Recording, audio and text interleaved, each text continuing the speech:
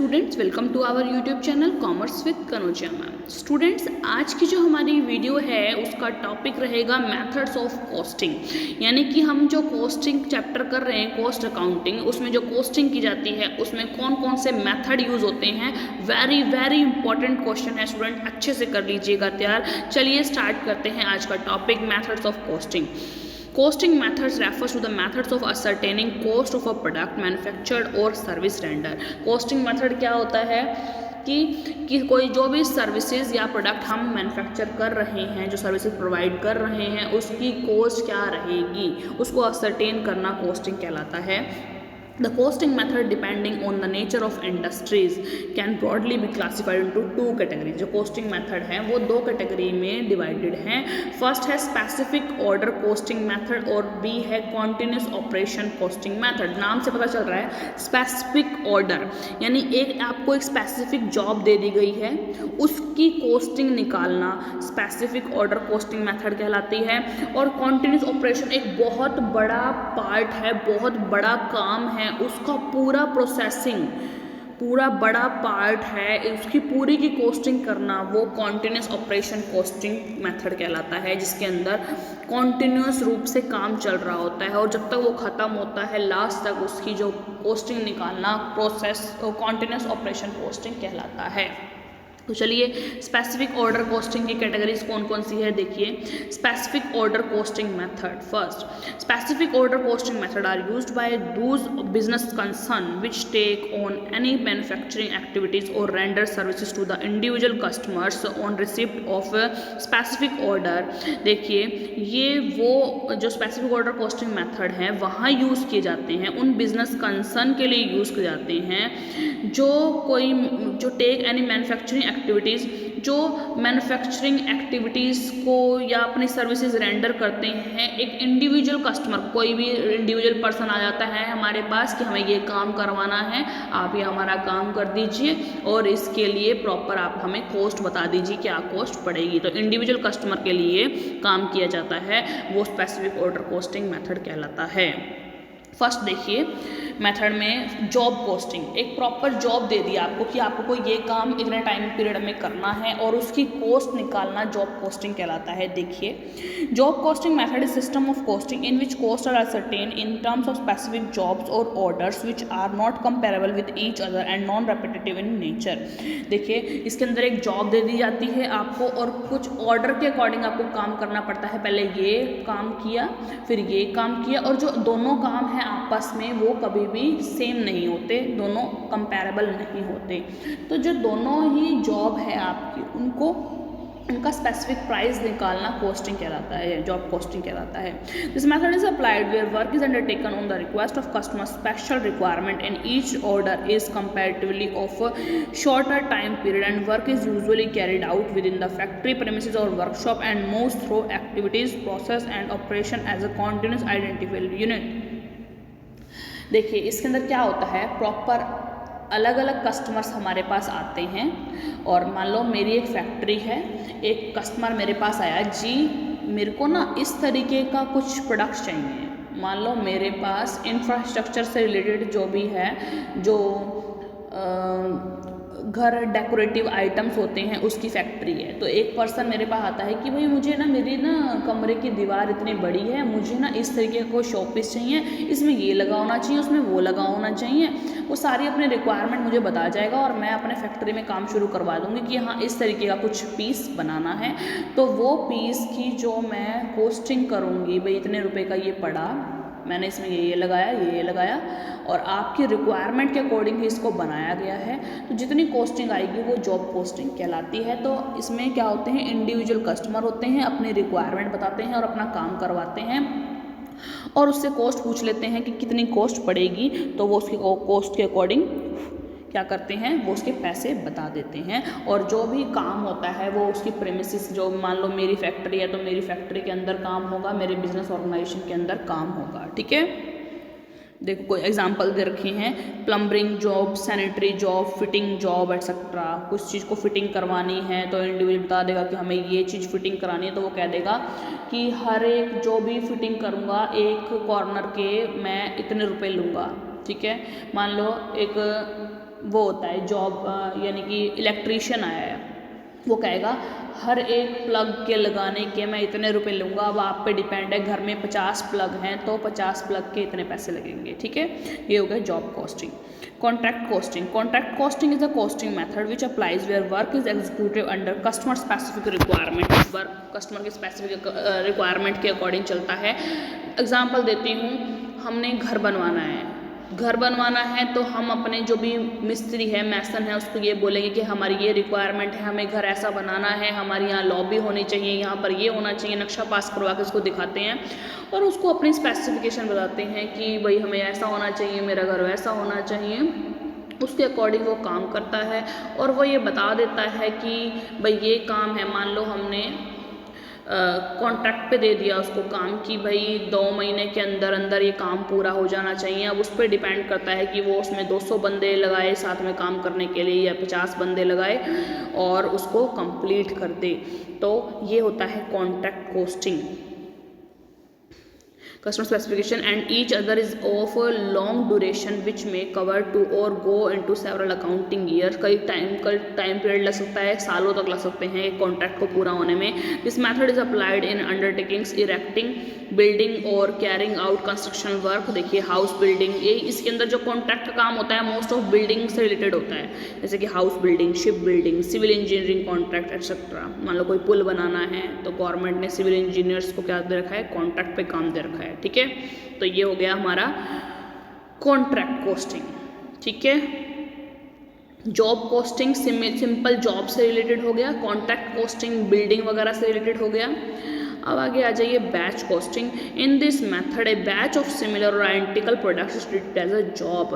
Batch costing में क्या होता है, एक सेम सिमिलर टाइप के प्रोडक्ट एक बैच में बनेंगे और एक सिमिलर टाइप के प्रोडक्ट नेक्स्ट बैच में बनेंगे। और देखो ये प्रोडक्ट की बात हुई, अगर हम ट्यूशन देते हैं तो एक सेम मान लो बीकॉम 1 के स्टूडेंट एक बैच में आएंगे, बीकॉम 2 के स्टूडेंट सेकंड बैच में आएंगे और बीकॉम 3 के स्टूडेंट उससे नेक्स्ट बैच में आएंगे। तो बैच का मतलब होता है एक तरीके के सेम प्रोडक्ट को एक साथ बनाना, ठीक है, और उसको एक सेम जॉब का नाम देना। जैसे कि एक तरीके के यानी एक बीकॉम 1 के सेम तरीके के बच्चे जिनको सेम हमें पढ़ाना है उनको एक बैच में रखना और उनको पढ़ाना, वो एक जॉब हो गई, ठीक है, उसको जॉब के रूप में लेकर चलना, ठीक है। ऐसे ही एक तरीके के सेम प्रोडक्ट एक बैच में बनाना और उसको जॉब मानकर चलना। एक बैच के मान लो एक बैच में सेम टाइप के शूज़ बन रहे हैं, ठीक है, एक बैच में 100 जोड़ी सेम टाइप के शूज़ बने हैं तो उस बैच की कॉस्टिंग करना, इकट्ठे 100 शूज़ की कॉस्टिंग करना बैच कॉस्टिंग कहलाता है, ठीक है। टारगेट कॉस्टिंग देखिए, in this method before commencement of job the cost of work is estimated with the help of expert. This estimated cost is termed as target cost. देखिए cost मतलब इसमें कोई process start नहीं करते हैं, पहले expert से हम बात करते हैं, प्री प्लानिंग करते हैं कि हाँ हमें ये काम करना है और हमारा ये टारगेट रहेगा, ठीक है, उसको टारगेट कॉस्टिंग कहते हैं कि ये हमें प्रोसीजर करनी है। और फिर वो एक्सपर्ट बैठते हैं, वो बताते हैं कि इसमें इतना कॉस्ट रहेगा, इतना कॉस्ट आ जाएगा इस काम को करने में, वो टारगेट कॉस्टिंग कहलाता है। The contractor is paid with commission at a certain percentage on this cost. This method is used mainly in government construction work. देखिए इसके अंदर कॉन्ट्रैक्टर को पेड किया जाता है कि आपको इतना % कमीशन दिया जाएगा, आप ये काम करवा दीजिए। तो ये method most of government organisation में कंस्ट्रक्शन वर्क में ही यूज़ किया जाता है। क्या, टारगेट कॉस्टिंग, कि हमने कॉन्ट्रैक्टर हायर कर लिया, कॉन्ट्रैक्टर को बोला कि ये बिल्डिंग, गवर्नमेंट ने बोला कि ये बिल्डिंग हमें इतने टाइम पीरियड में बनी मिलनी चाहिए और अगर आप ये कर दीजिएगा तो हम आपको इतना कमीशन पे करेंगे, तो वो होगा टारगेट कॉस्टिंग। आगे देखिए continuous operation costing method. Continuous यानी बड़े बड़े मेथड जो सालों साल लग जाते हैं जिन काम को पूरा होने में, ऑपरेशंस को पूरा होने में, उसकी कॉस्टिंग कैसे की जाती है। This methods of costing is applied in those industries where mass production is run, जहाँ पर बहुत अमाउंट में प्रोडक्शन किया जाता है ऑन अ कॉन्टिन्यूस बेस पे प्रोडक्शन चल रहा है and where production accumulate in stock and then it's sold from the stock on the demand later on.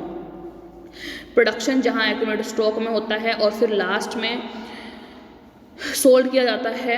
Demand और लेटर जब भी डिमांड आती है उसकी, पहले मतलब खूब बल्क में प्रोडक्शन कर लेंगे और फिर लास्ट में स्टॉक निकाला जाता है जब डिमांड बढ़ती है उसकी। The continuous operation costing is classified into the following: first process costing, second single or output costing, third operation costing, fourth है ऑपरेटिंग कॉस्टिंग और फिफ्थ है डिपार्टमेंटल कॉस्टिंग एंड फिफ्थ है composite or multiple costing.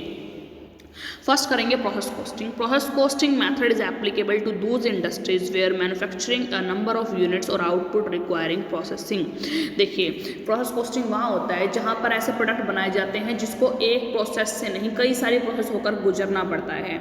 Here an article on a product has to undergo 2 or more processes for reaching the stage of finished goods। एक article है जिसको final goods बदलने के लिए 2-4 जो है प्रोसेस से होकर गुजरना पड़ता है। जैसे कि धागा बनता है, जब मान लो टावल बनानी है, ये कपड़ा बनाना है, सबसे पहले कॉटन होगी, कॉटन के बाद वो यार्न बनेगी यानी धागे बनेंगे, धागे के बाद फिर उसके बाद उसकी मतलब क्या कहते हैं उसको जो असेंबल किया जाता है, धागों को जोड़ जोड़ कर एक कपड़ा बनेगा। तो ये हो गई process. First of all cotton हुआ हमारा रॉ मटेरियल, कॉटन के बाद उसको धागे बनाया गया, दूसरी प्रोसेस हो गई। धागे के बाद उसको कपड़ा बनाया गया, तीसरी प्रोसेस हो गई। तो ऐसे ही जहाँ पर अलग अलग प्रोसेस लगती है तो हर एक प्रोसेस में कॉस्टिंग की जाती है। मान लो कॉटन आया रॉ मटेरियल, ठीक है, उससे धागा बना तो उसकी कॉस्टिंग कितनी पड़ी, कॉटन से को धागे में चेंज करने की कॉस्टिंग कितनी पड़ी, वो एक प्रोसेस हो गई, उसकी एक प्रोसेस कॉस्टिंग हो गई। धागे से आगे हमने कपड़ा बनाया, उसकी क्या कॉस्टिंग हो गई, ठीक है, तो ये दूसरी प्रोसेस कॉस्टिंग हो गई। तो प्रोसेस कॉस्टिंग यही होता है। हाँ जी, सिंगल और आउटपुट कॉस्टिंग।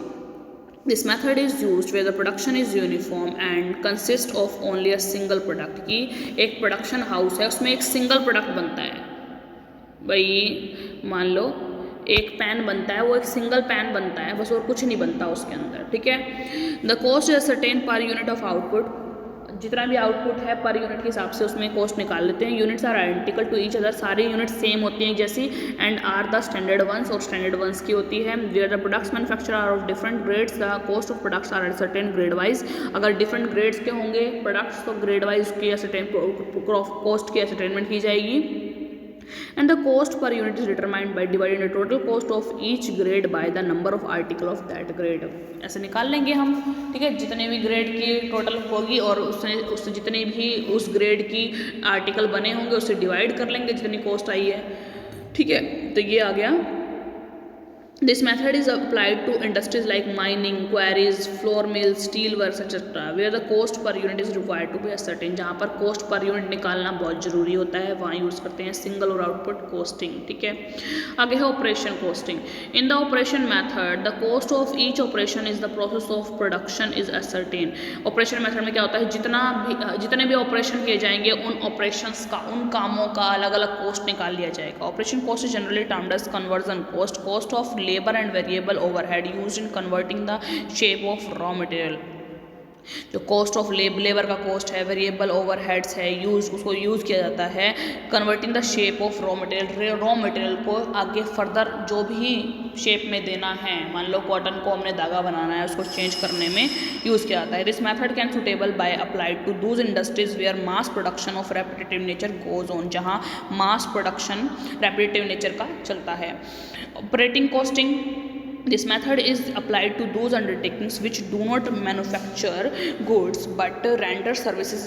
जैसे कि यहाँ पर ये क्या करते हैं, गुड्स, जहाँ ऑपरेटिंग कॉस्टिंग वहाँ आती है जहाँ कोई गुड्स मैन्युफैक्चर नहीं किया जाता जबकि वो सर्विसेज देते हैं अपने, जैसे कि canteens, hospitals, electricity and water supply companies. तो वहाँ पर उनकी कॉस्टिंग करना वो ऑपरेटिंग कॉस्टिंग कहलाता है। मतलब कोई मैन्युफैक्चरिंग नहीं करनी, बस सर्विस प्रोवाइड करनी है। डिपार्टमेंटल कॉस्टिंग, इस method is applicable where the cost of department or a cost center is required to be ascertain. एक डिपार्टमेंट का पूरा कॉस्ट निकाला जाता है, वो डिपार्टमेंट कॉस्टिंग कहलाता है। कॉस्ट सेंटर है, उसका प्रॉपर कॉस्ट निकाला जाएगा, वो डिपार्टमेंटल कॉस्टिंग कहलाता है। सिमिलर टू ऑपरेशन कॉस्टिंग, ये ऑपरेशन कॉस्टिंग की ही तरह है, ठीक है। Composite or multiple costing, where more than one method is used in conjunction the method becomes a composite or multiple costing method. देखिए जहाँ पर एक से ज़्यादा कॉस्टिंग के मेथड यूज़ किए जाते हैं तो सबकी कॉस्टिंग की जाती है, उसे कंपोजिट और मल्टीपल कॉस्टिंग कहते हैं। मतलब एक ही ऑर्गेनाइजेशन के अंदर 4 मेथड यूज़ कर रहे हैं तो 4 कॉस्टिंग के मेथड को एक लास्ट में कॉस्टिंग ऐड कर देते हैं तो उसे कंपोजिट और मल्टीपल कॉस्टिंग कहते हैं। तो स्टूडेंट्स, आई होप आपको ये वीडियो समझ में आई होगी, आपको टॉपिक क्लियर हुआ होगा। तो ज़्यादा अगर वीडियो अच्छी लगी हो और आपको समझ में आया हो टॉपिक तो ज़्यादा से ज़्यादा मेरी वीडियो को लाइक कीजिए, शेयर कीजिए, कमेंट्स कीजिए और ज़्यादा से ज़्यादा मेरे चैनल को सब्सक्राइब कीजिए commerce with Kanaujia ma'am. And don't forget to hit the bell icon for the further notification of my videos. Thank you students.